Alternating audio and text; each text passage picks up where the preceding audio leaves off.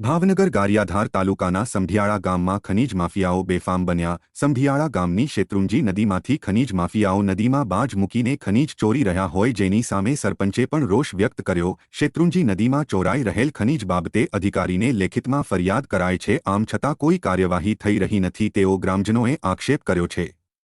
સરપંચ દ્વારા અનેક વખત ડમ્પર લઈને ગામની અંદરથી પસાર થતા ખનીજ માફિયાઓને ચેતવ્યા છે, પરંતુ આમ છતાં ખનીજ ચોરી બંધ થઈ રહી નથી।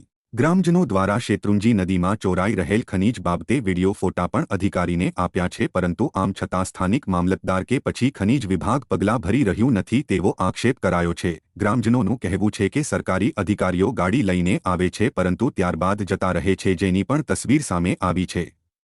જો કે શેત્રુંજી નદીમાંથી ખનીજ ચોરાય છે તે કોઈ નવી વાત નથી। અવારનવાર આ પ્રકારના દ્રશ્યો સામે આવતા હોય છે।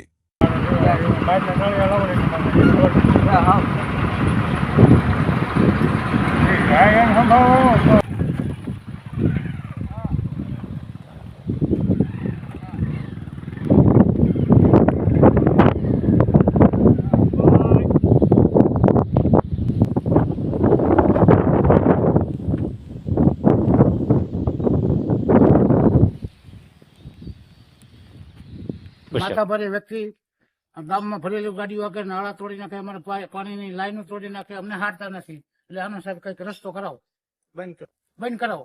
હા, નિશાળમાં છોકરા એક વાછડીનો પગ ભાંગી નાખ્યો ગાડી વાળે, અને તમે ના પાડો ત્યાં શું કે છે? આ લોકો રેતી ચોરી કરે છે, આપણને હારતા જ નથી। ગમે એટલું કીધું